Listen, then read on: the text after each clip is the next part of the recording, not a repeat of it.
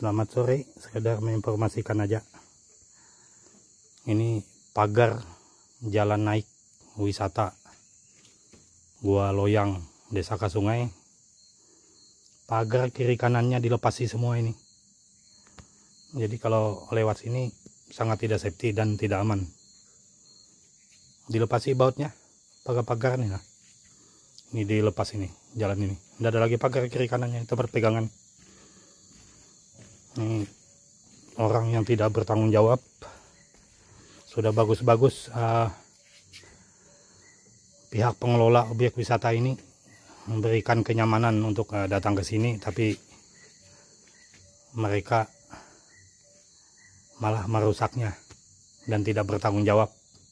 Ini sangat rawan bagi yang lewat di sini, terutama anak-anak.